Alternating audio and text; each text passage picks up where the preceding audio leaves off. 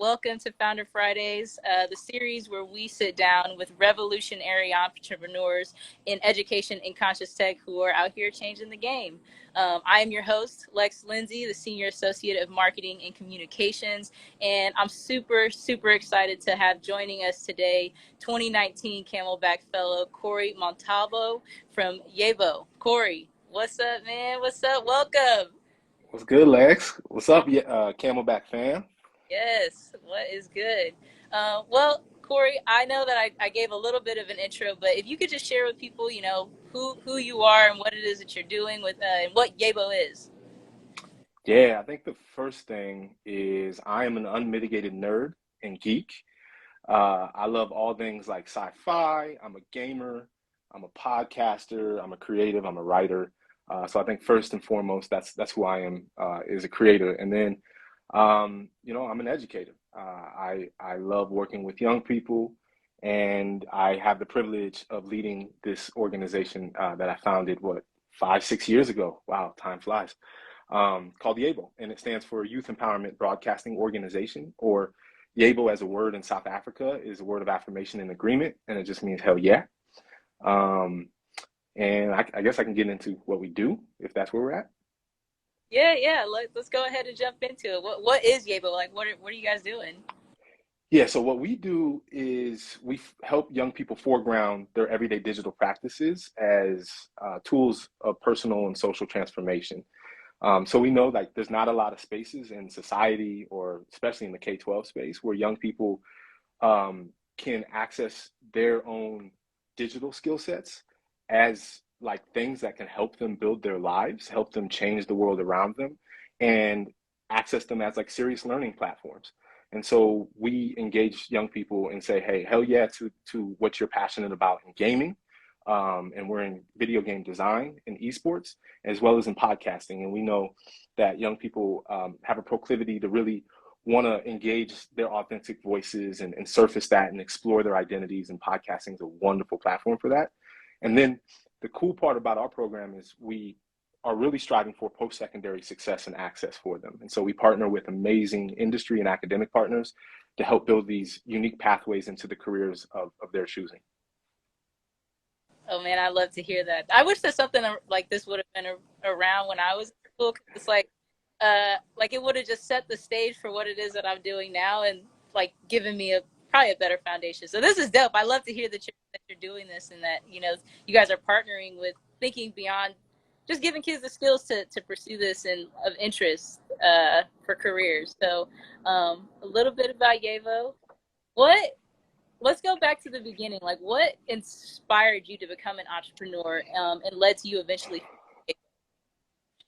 Yeah. So, I always talk about every superhero story is spawned out of trauma. And really, like, for me, it was a matter of like the education world not being good enough, not being good enough for me, not being good enough for young people, and putting me through hell. And I just got to a point to where I knew I loved working with young people, but it was unhealthy in these like white supremacist systems. And so, one day I just bought in comic books. I was a dean of students at an elementary school here in Denver. Um, and I bought in comic books because I was like, all these young black boys are being sent to my office, but I know they're geeks too. So let's disrupt this. And I bought in my crate. And instead of like giving them a timeout and doing all the whack stuff that they wanted me to do as a police officer, essentially, I said, we're going to geek out on comics. And that's when Miles Morales with Spider-Man, he came out, and Black Panther was coming out. So I was like, it's perfect. This is us. And I was able to access young people's social emotional essence a lot more effectively in that way. And then we started making our own comics and utilizing like our superpowers as things that can help us cope and get through the day. And the villains we were talking about as the things that were giving us pain points in our day. And that's where I really found the power of media when used for good. And then I also said, you know what? This is what I should be doing. I should be tapping into my creative self. I should be engaging young people through the art forms that I love and do I know in the ways that I know they love, and meet them where they love to be. And I was fortunate to have Moonshot Adventures as a startup fellowship out here in Denver, and that's where I started this idea and got into Camelback. And enough said. Oh man, that's awesome. You said something that made me think, like, just touching on, first off, bringing in comics that represented the students, you know, like they could see themselves in that media, which I find is very important. Like, representation matters. Being able to see ourselves in the content that we are taking in is incredibly important. But you going even a touch further than that is to say, like, let's start creating like your own stories. The villains are like these abstract ideas, these abstract bad guys that were just created in a comic as a character. No, it's like these bad guys can represent the pain points we're experiencing in our life, and like, how can we kind of create this story, help you, you know, like hone in on it and address it in a way that resonates with you. So this is dope. I love this idea, man. My nephew is a, you know, he loves comics, and like being able to make that connection. Like, it's not just, you know, it's not just a comic book, it's not just entertainment. Like, you could be really, you know, learning life lessons, important life lessons that are going to help you grow and become a better young man. Like, that's key, man. That's dope. And that's at the root of it all, right? Is we are all consumers of media. Like, and I think we shy away from the fact that it's such a huge component of our lives. Like, but we consume the world as is. And what we're trying to do is get the young people and ourselves really to start to become the producers of the future. And that's content creation, treating our culture as content in authentic ways where we're not tokenized, etc. So yeah, your nephew, step up, create, keep going. Man, I'm gonna have to put him on the Yevo. We're gonna have to come make a trip out here to Denver.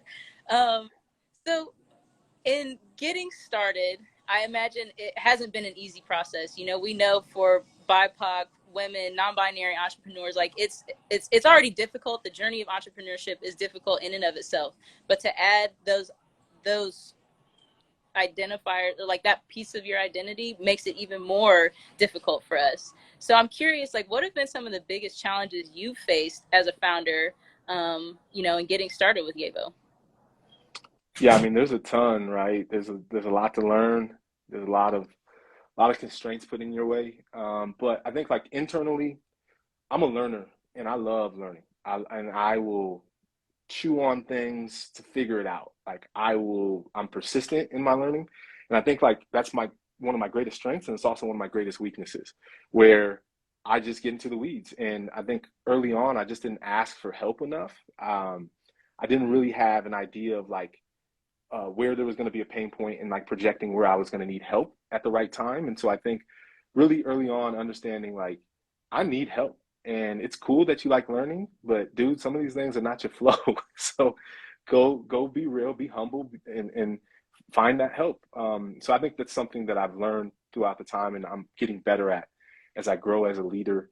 I think on an external facing front, it's always philanthropy. Philanthropy is one of the most pervasively racist systems I engage, and it always like steps over my line, and I'm constantly having to make sure that I'm retaining my dignity with philanthropy, because it's wild. Like individuals in philanthropy and with funders are awesome, but it's the system.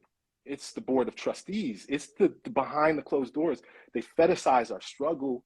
They want to have a shapeshift into their modes of excellence, and it's just constant fighting with that. Uh, and I've also learned like they're just like any other partner. You got to find the right people who are going to humanize you, who value your work and value you, and you move forward with those people. And the people who don't do those things and uplift you for who you are, screw them.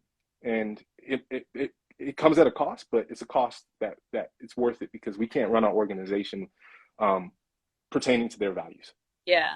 No, this is such an interesting thing that you bring up, because, you know, another part of Camelback Ventures work, you know, we do the collaborative and trying to essentially help clean the water for entrepreneurs of color. And we do talk about how philanthropy is like, it's a problem. And I'm curious if you have any advice for founders, because I'm sure, especially as a BIPOC woman, non-binary entrepreneur, like it's a pain point for all. Do you have any advice on how people can navigate that, like how they should navigate it, or how you've, you know, like what helped you kind of do that? Yeah, and I'm very aware. Like when I talk about how I navigate things, like I'm still a man. I still have a level of privilege there, so it's nuanced, right? But coming from my perspective, Dr. Howard Fuller, a lot of people have tension with Dr. Fuller for many reasons, but I love him because he's honest. And the one thing that I learned from Dr. Howard Fuller from many, many talks was, define your line. And your line is always shifting. And it's not like a stagnant thing. It's not static. It will shift for different reasons at different points of your journey, but you got to be in tune with that. And the other thing I learned from him was this whole game is a huge contradiction, right? We like I got free by starting Yevo, yet I still have to rely mainly on wealthy white folks to sustain us, right? And so like you gotta just kind of be okay and understand that dissonance there. But at the same time, like, what's your line? For me, you ain't gonna see me in a suit and tie. You're not gonna see me shapeshift the way I talk. And you're not gonna see us change how we do things because we know we're doing good work and we're doing things that are benefiting our young people. So at the end of the day, I'm just very clear with who we are, who I am, and I'm very in tune with my spirit and with my identity. And that's a non-negotiable if you're gonna mess with us. Otherwise, and the other thing is there's not a lack of money. Scarcity of resources are not out there, right? So that's the other thing I got over was like, there's another person with a bunch of money who thinks this is dope. So I'll go find them. Man, that's real right there. Because I think that a lot of times, or like we kind of that scarcity mindset, like we're afraid that if I don't take this money here that's presented to me now, if I don't do what I need to do to get this check from this person who was so close, like there's never going to be an opportunity that comes after that. And it's like that's just not true. There is money just out here flowing freely. Like think it's not, but it is out here for the bag is out here for grabbing. It's just you have to be confident in knowing, like, okay, this situation isn't aligned with what it is, the work I'm trying to do. But there's going to be another opportunity for me to secure maybe an even bigger bag. I don't know, but it comes, it's going to be there. So I love that you lifted that. Thank you. Um, I want to get into the work a little bit of what YEBO is doing and ask you, like, do you have an example or a story that you could share with us of where you saw the impact of the work you're doing, like in person, like realize what it Mm-hmm. is, the world that you're trying to create, like you saw it come to fruition? Yeah, Or, I mean, we're privileged.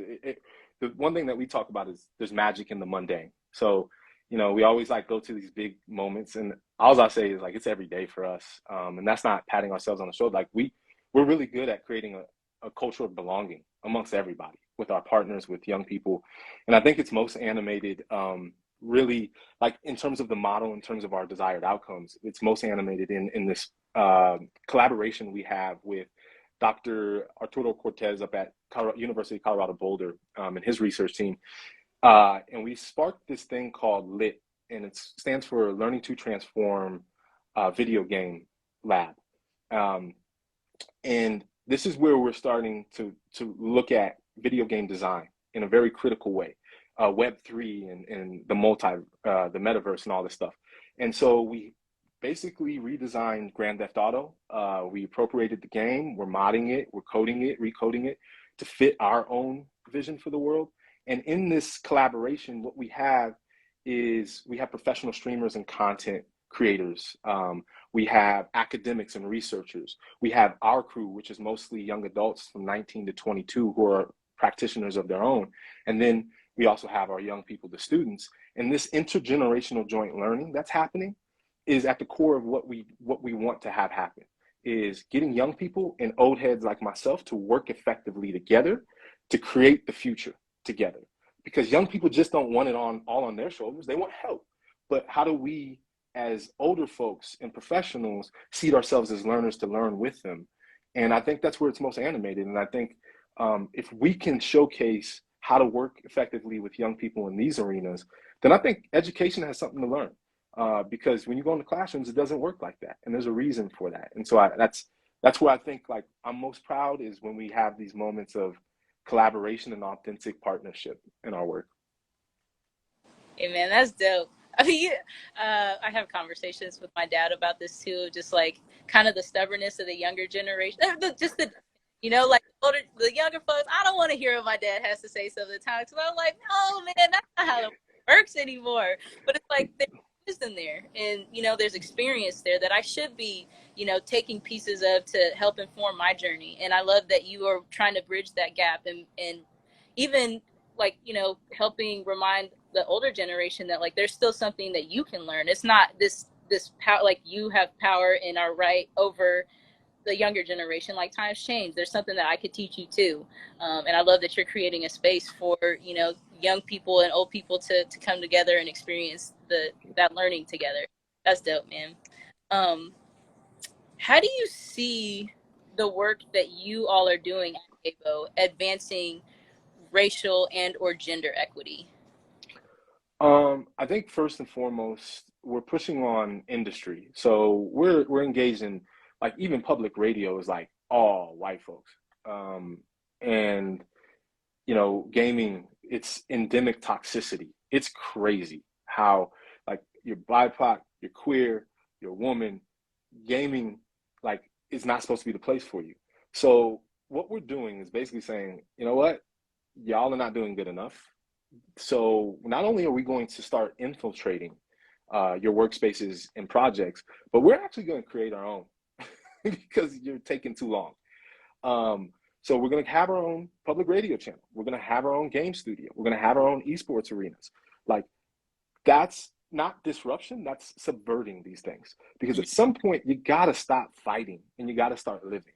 And that's what we're about. We have our own little niche in the universe where us as diverse creators who identify across the spectrum can come in and be full and whole, and access the things that we love, not in a way that's just like fun and distraction, in a way that's deep, that's aligned to a potential career, a field of study, and that's going to really integrate into our lives into the future. And so, first and foremost, it's creating that sense of belonging for all of us as creators, because you can't create if you don't feel a sense of safety. You can't create if you don't feel a sense of freedom. So let's do that. And we know that industry is not ready for that. So we're doing that with our kids now. And we're saying if you're ready for them, then you're going to have to see them as liberation and not labor. Nah, I rock with that 100%. I kind of want to go back to, because before we hopped on the call, you were telling me a bit about like the game that you all are working on. You guys are essentially modifying Grand Theft Auto, and I wanted you to kind of jump into that a little bit more, because I think what you were telling me just seemed so powerful in being able to allow young people to envision the world that re-envision their reality and also the world they want to create. So if you could just share with our viewers like just a little bit more about that project and like the impact that you want it to have on this generation and future generations. Yeah. So the premise is like we need to push our own ideals into the world. And so we have a game that's very problematic, like Grand Theft Auto, that has crime, shooting, drugs, all these things, right? And people play it for those reasons. For us, though, we're like, it's not good enough. Again, it's not good enough. It's problematic because it's basically a caricature of our cultures. So instead of saying we're just going to consume it as is, let's take it, remediate it, chop and screw it, and creolize it into our own thing. And so it invites young people in really this intergenerational group that we have to reimagine not only like what video games we want to play, what media we want to consume, but what world we want to create. And it does that in a real way because we're having to rethink economy systems, food systems. We're having to rethink whether or not to have guns in the world, right? And we get into these really textured conversations around like, is self-defense violence or is that a justified action? And these are the conversations we should be having in school. These are the conversations we should be having at the kitchen table, at home. Yet we have a game that's helping mediate those conversations across this wide range of partnerships across the country and even the world. So that that game is really the platform for us to start chewing on what is the future we want to see and what are the principles and the design principles and temples that we want to live and create from. Yeah. Oh man, that is gold right there. I want to see this coming to like schools across the really across the country, across the world, because especially with the gun violence that we've been seeing lately, like really getting our young people engaged and thinking about like, okay, what does our blue sky world look like? And affirming that it is possible to get there, and can be the people that create it. And like, like we can create it in this game, but it's not just in a game. You could create that world. Man, that is so powerful to me. I love that. I'm excited. I got goosebumps. I'm ready. Um, so we'll hop off that for a second. But you are a Camelback alum, and we're very proud and honored to be a part of your journey. As you know, we're in the current cycle where application is open for the 2023 Camelbak Fellowship. Could you speak a little bit about how the Camelbak Fellowship has impacted you and your venture? Yeah. So am I still on? Oh, Sorry, yeah.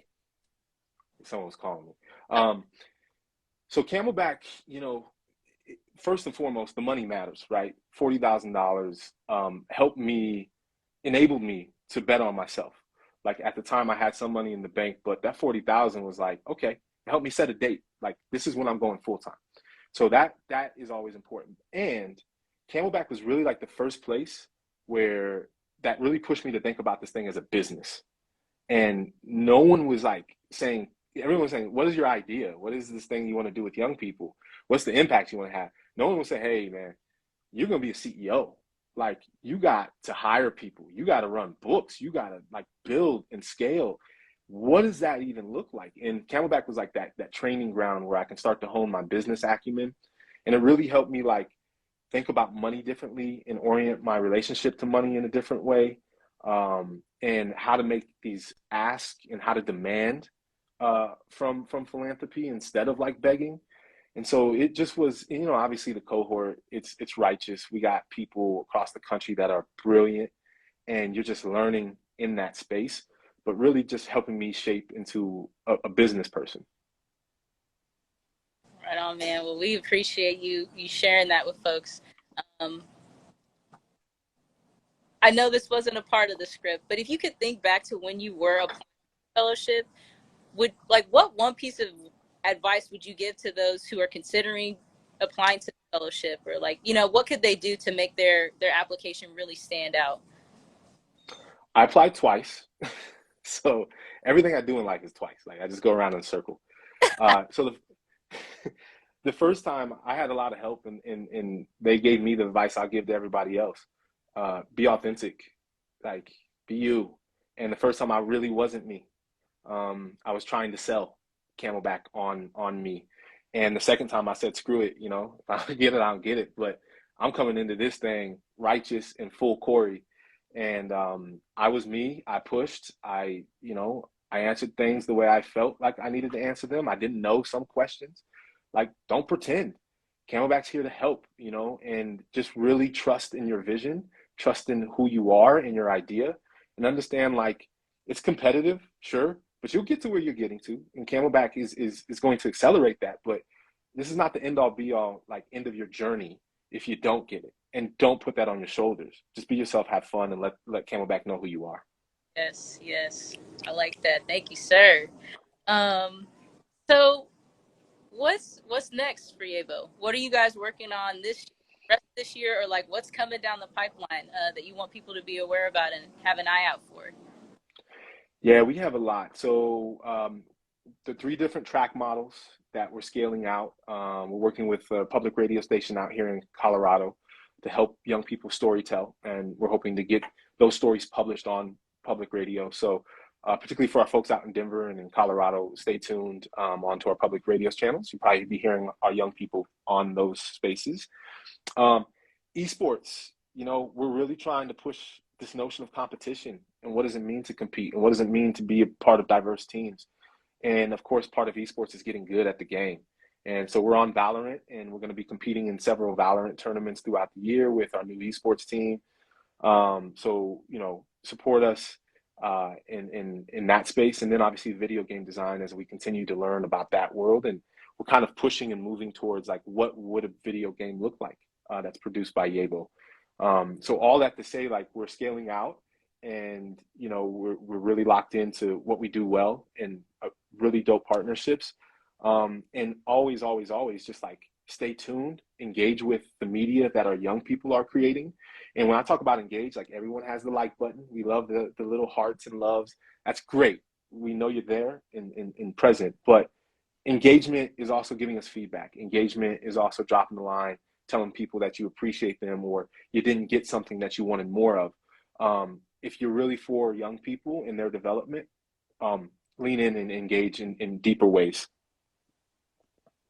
Yes, sir. I love that. Well, actually, before we kind of wrap up, we do have a question that came in the comments. Just.0329 is asking if you see yourself expanding into middle school age students. Yeah, it's funny. I've worked with in media. I've worked with students all the way from kindergarten through college. We worked in middle school our first couple of years, and it is powerful. Catching them early and getting them engaged early is 100% important. And we have partners out here that do work with middle school age students. Paul Clifton at the Confluence Center over here in Northeast Denver does that work, and we're partners with them. What we had to lock down was like, what are we and what do we really want to get good at? And it's post-secondary access, and to catch young people as they move into their freshman year and help them develop as young professionals, as creatives in high school, just fits our model. And it's more relevant for the work we're doing, but we always have our tentacles out into the community. And, we have gaming events and open houses where young people come and vibe with us as well. Right on. Bet. Well, I want to close this out with, I always like to close out with a fun question, which is, if you could meet any influential person, past or present, who would it be and why? Oh, wow.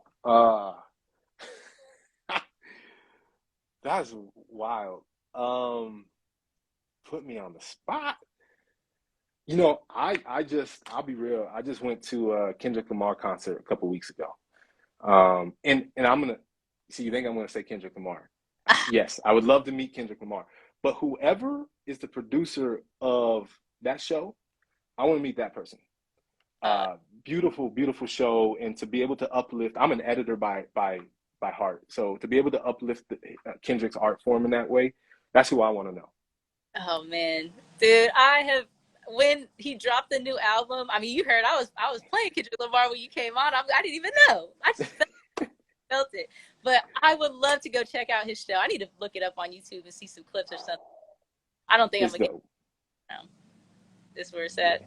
That's right on. Well, Cory, it's been awesome. Where can people connect with you if they want to know more about the work that you and Yevo are doing? If they want to tap in, to the podcast, check out the game, support you all. Like, where can they find you at? hmm We're cross-platform at Yevo Lab, at YEBO LAB, and we're on Twitch, we're on TikTok, we're on Instagram, and our website is www.yebomedia.org. That's going through an iteration. You're going to see some really dope content coming later this fall and winter.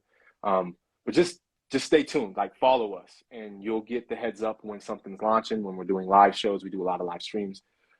So follow us, press that heart and like button. Right on, man. And go beyond to give some feedback, y'all. Help these kids, build a better product than what it is that they're working on.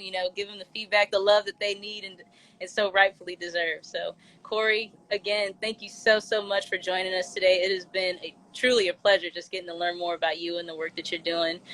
Thank you to everybody that tuned in. Cory, thanks again, and we'll catch you later. Thanks, Lex. Thanks, Camelback. Thanks, fam.